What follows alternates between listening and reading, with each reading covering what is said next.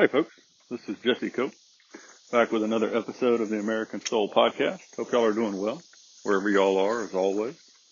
I appreciate y'all giving me a little bit of your time today, each day. Appreciate y'all continuing to share the podcast. I think I mentioned last month we had the most downloads that we've ever had in a single month. And I'll have to go back and double check this, but it was either the highest or one of the highest downloads per episode we've ever had. So, and I just have to assume that A,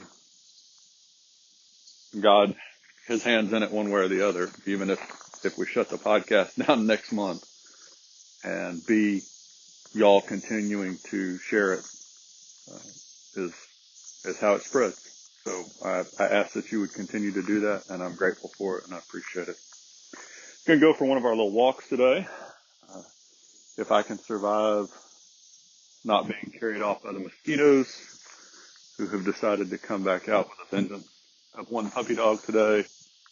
No rain still. I think the garden resembles more maybe the Mojave Desert than anything else right now. So at any rate, we got a ton to try and squeeze in, so I'm going to get going. I promised y'all, or threatened y'all, depending on how you want to look at it, a couple of weeks ago we were going to do a little series on what it actually means, talk about patriotism. And so we're going to start today. And we've got another little series coming up that'll kind of tie into this in a way, at least today's podcast from the Churchill biography on the divide in America today. And it does tie in. It ties in because it really gets down to the question of what does it mean to love America, and how do you know if somebody really loves America or not? Because you see that a lot today. You know, people say a lot of stuff. I love my spouse. Well, do you act like it? No, then you don't. It doesn't matter what you say. It doesn't matter how emphatically you say it, then you don't. Well, I love my community or my school or my state, or I love God. You know, Jesus Christ was very clear. He told us that those who loved him, truly loved him, followed his commands. So you look at somebody, does that mean we're going to be perfect, folks? No. Let me go ahead and squash that, because there's going to be a few people out there that are like, oh, go off on their own little path. No, I'm not saying perfection, not at all. Jesus Christ was the only perfect man, and that's the point. But do people strive? Are they striving to follow him, folks? Or are they again and again saying, I'm going to do what I want to do, and then I'll pretend? So I'm getting kind of off topic, and we do have a lot to get through. So I'm going to get going. I'm going to start with a few quotes actually by Reagan. The first couple are quotes from a speech he made in the 60s. And I can't pull it right now, folks. I don't know. It went away. The date did. Maybe 61. This was obviously a decade and a half before he was president. Now, back in 1927, an American socialist, let me sure I'm getting, Norman Thomas, 6 times candidate for president on the Socialist Party ticket, said the American people would never vote for socialism. But he said under the name of liberalism, the American people will adopt every fragment of the socialist program. There are many ways in which our government has invaded the precincts of private citizens, the method of earning a living. Our government is in business to the extent of owning more than 19,000 businesses covering 47 different lines of activity. This amounts to a fifth of the total industrial capital of the United States. But at this moment, I'd like to talk about another way, because this threat is with us and at the moment is more imminent. One of the traditional methods of imposing statism or socialism on a people has been by way of medicine. Certainly see that today, folks. The last couple of years, COVID have made it abundantly clear, but it's been coming for decades. And I just mentioned this one aspect as Reagan did here. This whole speech was on socialized medicine and the danger therein. And it was a huge danger, and we're reaping the rewards of ignoring that. So at any rate, that's the first one. Same speech, farther on down toward the end. And he was talking about how could they, at this point, there was a door. You know, as I read through that Churchill biography, and we're going to talk about this some, there were so many opportunities to stop World War II. And we didn't. And you could say the same thing about the Revolutionary War here in America. There were so many points, open doors where the British government could have stopped the revolution and the people could have been reconciled, but we ignored those. And the Civil War, I'm sure, not quite as familiar with that, but I'm sure that there were opportunities to stop it, and we didn't. So this was an opportunity to kind of put a check on socialism. Sadly, in the end, we didn't take it. Maybe this one spot we did, but you see where we are today, and we're well down that path toward socialized medicine and being pushed by the left farther every day. But this was toward the end of his speech. Write a letter, write back to your senator or representative he's talking about, and tell him you believe in government economy and fiscal responsibility. We don't even know what that is today, folks. That you know that governments don't tax to get the money they need. Governments will always find a need for the money they get. And that you demand the continuation of our traditional free enterprise system. You and I can do this. The only way we can do it is by writing our congressman, even if we believe that he is on our side to begin with. Write to strengthen his hand. Give him the ability to stand before his colleagues in Congress and say, I have heard from my constituents, and this is what they want. Write those letters now. Call your friends and tell them to write them. If you don't, this program, I promise you, will pass just as surely as the sun will come up tomorrow. And behind it will come other federal programs that will invade every area of freedom as we have known it in this country until one day, as Norman Thomas said, we will awake to find that we have socialism. And if you don't do this, and if I don't do it, one of these days, you and I are going to spend our sunset years telling our children and our children's children what it once was like in America when men were free. Great speech. We could go back and probably just do one podcast on this speech, and maybe at some point we will. This next little bit is from his first press conference that President Reagan gave in 81, I think. And there was a question from one of the reporters. Mr. President, what do you see as the long-range intentions of the Soviet Union? Do you think, for instance, the Kremlin is bent on world domination that might lead to a continuation of the Cold War? Or do you think that under other circumstances, detonate, if I'm pronouncing that word, is possible? And President Reagan said, well, so far, detente, if maybe that's it, has been a one-way street that the Soviet Union has used to pursue its own aims. I don't have to think of an answer as to what I think their intentions are. They have repeated it. I know of no leader of the Soviet Union since the revolution, and including the present leadership, that has not more than once repeated in the various communist congresses. They hold their determination that their goal must be the promotion of world revolution and a one world socialist or communist state, whichever word you want to use. Now, as long as they do that, and as long as they, at the same time, have openly and publicly declared that their only morality that they recognize is what will further their cause, meaning they reserve unto themselves the right to commit any crime, to lie, to cheat, in order to attain that, and that is moral, not immoral, and we operate on a different set of standards. I think when you do business with them, even at a detente, I know I'm murdering that, folks, I'm sorry. You keep that in mind. Bible verse, Isaiah 5:20. This is New American Standard Bible. Woe to those who call evil good and good evil, who substitute darkness for light and light for darkness, who substitute bitter for sweet and sweet for bitter. Okay? We're going to get there, folks. Thomas Jefferson. Can the liberties of a nation be thought secure when we have removed their only firm basis? A conviction in the minds of the people that these liberties are the gift of God, that they are not to be violated but with his wrath. Indeed, I tremble for my country when I reflect that God is just, that his justice cannot sleep forever. John Adams. But a constitution of government once changed from freedom can never be restored. Liberty, once lost, is lost forever. All right, so I've got a couple more. This is going to be tight today, folks.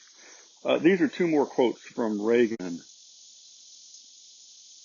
but he's quoting Vladimir Lenin from a speech that he gave. This was in 1983 in Florida, I believe, and that's all I can pull up in my mind right now. And this brings me to my final point today. During my first press conference as president, in answer to a direct question, I pointed out that as good Marxist-Leninists, the Soviet leaders have openly and publicly declared that the only morality they recognize is that which will further their cause, which is world revolution. I think I should point out I was only quoting Lenin, their guiding spirit, who said in 1920 that they repudiate all morality that proceeds from supernatural ideas. That's their name for religion, or ideas that are outside class conceptions. Morality is entirely subordinate to the interests of class war, and everything is moral that is necessary for the annihilation of the old, exploiting social order and for uniting the proletariat. And one more same speech. This is Reagan again. Whittaker Chambers, the man whose own religious conversion made him a witness to one of the terrible traumas of our time, the Hiss-Chambers case, wrote that the crisis of the Western world exists to the degree in which the West is indifferent to God. It's a big point there, folks. Indifferent. Not hostile to, but lukewarm to. The degree to which it collaborates in communism's attempt to make man stand alone without God. And then he said, for Marxism, Leninism is actually the second oldest faith, first proclaimed in the Garden of Eden with the words of temptation, quote, ye shall be as gods, end quote. He's quoting from Genesis there and the garden story. All right, let me see where I am on time. Yeah, we're not going to get all of this in today, folks, but I'm going to keep going as I can. So all of this so far, what I'm trying to tie together, folks, is Reagan's comments about socialism, communism, leftism, same thing, folks. The Ayn Rand comment, socialism, communism, Nazism, fascism, I add leftism in. They're all just different shades of the same evil. And it is evil, folks. Reagan's comment about an evil empire, that absolutely applies to individuals that continue to support those values because they're evil and they're just flat out evil. All right, so we're going to start just a little bit today talking about, and the point of all this is, so we have, folks, there is a irreconcilable divide between the American left and those who love America. And we're going to lay this out over the next 3 to 4 episodes. And this divide, folks, there's no bridge across it, okay? And so, and it's not every issue. We talk about this often. There's a lot of issues that we can sit down and wholeheartedly disagree on, but we can discuss. We can argue like grown-ups. We can be cordial about it, and we can go away still having differing opinions. And that's okay. But there's a core set of issues in our country, as President Coolidge talked about, that if we don't have these core set of values, we no longer have a country. And that's where we're at today, folks. It's coming at us like a freight train. It absolutely is. And so these core values, I'm going to lay them out real quick as I see them. And y'all may, obviously, we're not going to agree on everything. But these are really just a small set of issues, just a handful, really. But there's no gray area, folks. There's no reconciliation or coexistence. It's like the parable from the New Testament when Jesus Christ is talking about Lazarus, the poor man that ended up going to heaven, and the rich man that wouldn't give him anything ended up in hell. And the gap between them, between heaven and hell, I think it was Moses, maybe Abraham. I can't remember right now, folks. I should have pulled it up, and I apologize. I'm being a pretty good example of how Bible illiterate we are today, because I ought to be able to pull that up in my head. But that gulf you couldn't get across it. There was no way for Lazarus now in heaven to go down and comfort the rich man who was in hell and torment. It was impossible. And we don't like to talk about this. I've talked to 2 people just randomly in my travels over the last couple days, and we've had this little conversation. And I say this, and you can kind of see their head cocked to the side and their eyes, they kind of look at me out of the side of their eyes, and they know there's something that I'm saying that they haven't quite heard before maybe, but they don't like it. And these were friendly people. These were people that I have conversations with and that were receptive overall to what we were talking about. But this is a very uncomfortable conversation that we're going to have for these next few days. But good Lord, it's so vital. It's so important. So look, here's the things. These are core issues in America, and you can divide them up different ways, but this is the way I did it for today. God. We have people in America that reject God as the foundation for the country, and people that acknowledge that God is the very foundation of this country. You can't, there's no wiggle room there, folks. You either agree with it. Now you can disagree on how that ought to be instituted, but you can't disagree on the fundamental issue. God either is, as George Washington said, it's either impossible to govern rightly without God in the Bible, or it's possible.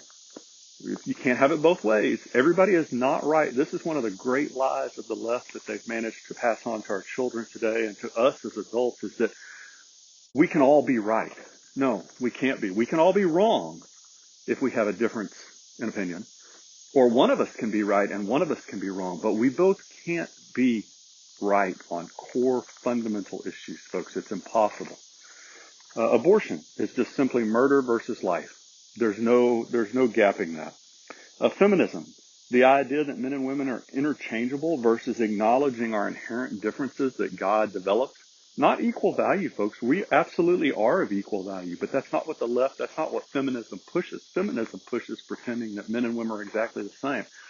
And we're going to start to do a series on this too about co-ed units in the military and the police and firefighters, and we're going to talk about this because it's making us weaker as a nation. It absolutely is. Marriage. Whether you believe that that's a God-ordained institution or a man-made institution, and this ties into the whole LGBTQ nightmare, is the people that say it's wholesome and good versus those who acknowledge the destructive nature of those lifestyles to our children and to our society in general. You can't have it both ways. You can't say, I think those are wholesome and good, and I think those are evil at the same time. It doesn't work, folks. That's not an issue that you can sit down, disagree on, walk away from the table, and then the country continues merrily on its path. It either gets more destructive or it doesn't. Education, huge one. We talk about this often. The bigotry of critical race theory and identity politics and revisionist history, people that support those destructive tendencies, values, versus those who cling to our Declaration of Independence values that all men are created equal by God, and the truth of the American heritage. Is it always pretty? No, it's not. But that's when we stray away from these foundational values, not when we follow them. Illegal immigration, folks. This is such a huge issue. I was tempted to leave this off the list, but I just can't, because when you don't have national borders and security, you cannot have a nation. And I pulled this in because so often today, people use the Old Testament trying to make it seem like, well, if you really are a Christian, then you have to support illegal immigration, just like they do with socialism and communism, which is the last point. That's not true at all. There's no basis for illegal immigration, supporting illegal immigration, or supporting socialism or communism in the older New Testament. There is, you absolutely take care of the alien that comes to live peaceably within you in your country. Yes, that's not illegal immigration. You absolutely have a responsibility to care personally for the poor and the needy, the widow and the orphan, women and children. That's not socialism and communism. And that's the last point. And particularly you see this again in education. You talk about John Dewey, but also Reagan's comments. You can see this, education is a great example because we're executing it so well today, what Dewey laid out in the 1920s, which is take the kids away from their parents and away from God, make the school day and the school year longer and longer and longer, pull the kids in at a younger and younger age. Talking with a local lady that runs a restaurant recently here, and we were talking about that, and you could see the wheels kind of turning. We take our kids to daycare now at 6 weeks old, and And basically somebody else raises them for the vast majority of their life now from 6 weeks old for a huge chunk of the population all the way until their adulthood. Certainly do it at public education. You see this. Again, I'm a huge proponent of public education. We need public education, but not the way it is right now at all. We're taking everything that we need to do and going, well, we're going to do the opposite. So those are those core values, folks, that we can't get around. Okay. So I know that was a lot of quotes. Reagan, some quotes he used of Lenin in his speeches. Thomas Jefferson and John Adams, couple in there. The Isaiah 5:20, kind of wrap that all together. So there is this divide, folks, in the country, and it's irreconcilable. And this is when we do the series on that Churchill biography coming up, and it'll probably just be a couple episodes, but we'll talk about this again. We're fooling ourselves if we think we can suddenly reconcile between these two different groups of people. It's just not going to happen. And we've got to realize this and wake up and really start to make, if we don't, folks, I saw a quote. I'm trying to see how much time I've got left here. And I'm over. I'm sorry. I'm going to steal like 2 more minutes of your time and then I'll wrap up. We're not even going to get into the main part of today, which is a book on patriotism from the turn of the 20th century. But we'll go back. That's what we're going to cover for the next 3 or 4 days.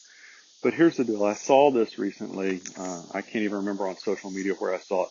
But it said, if you're spending more time and effort on your phone and TV than on your marriage, right? The problem isn't your spouse. The problem is you. And you could add whatever you wanted into there, folks. You can add golfing, hunting, fishing, shopping, hanging out with your girlfriends, working out, watching sports, whatever it is. If you're giving more of your free time to these other things than you are to your marriage and your faith before that, the problem isn't with God and the problem isn't with your spouse. The problem is with you. Some of y'all, that's going to step on your toes. It steps on my toes. I've told y'all often one of my great weaknesses is high school football. I love high school football. I could sit there and watch it every night. If I'm going to spend 3, 4, 5, 8 hours a week doing that, if I haven't spent that amount of time with God and with my wife, because that's my free time, folks, I don't have to do that, right? Then the problem's not with them. The problem is with me. And if we don't wake up and make some fundamental changes, some radical changes, folks, in our lives, our individual lives, our marriages, our families, and our nation, it's over. And those radical fundamental changes are going to put us at odds with a number of our fellow citizens, just like our founders were put at odds with the British, just like the North was put at odds with the South, just like the world or the British were put at odds with the Germans. When you choose to make radical changes and follow morals, virtue that our founders talk about so often based on God and the Bible and Jesus Christ, it is going, hear me, because it will, I promise, it is going to put you at odds with people. But that's okay.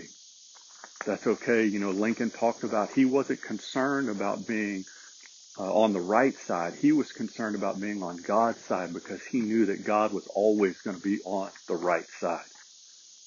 And we've got to get to that point, folks. And we're going to wrap this in over the next 3 or 4 episodes talking about what patriotism really means, what it looks like, what it entails, what our responsibilities are.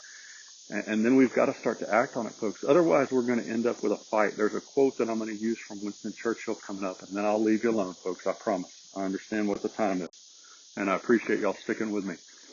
Churchill talked at one point toward the end, before World War II broke out. Somebody asked him a question or made a comment, and he said, I'm so afraid that we have gone from a decision between war with honor and shame, but we've chosen shame, and now we're going to get war thrown in on the end as a cherry on the top. I paraphrase that horribly, but folks, we've got a fight coming. Or we've got to choose to willingly go to the Soviet Union, to this Leninist Marxist stuff that Reagan was talking about, which is the path we're on. We could turn it around. There's a chance at the voting booth, but God, it's slim, folks. It's slim. It's real slim. We've got to wake up to this fact and acknowledge this. And And how much better to do it, what Churchill was indicating, to go ahead and get in the fight on a moral basis instead of waiting to be shamed into the fight and still getting the fight on our own anyway.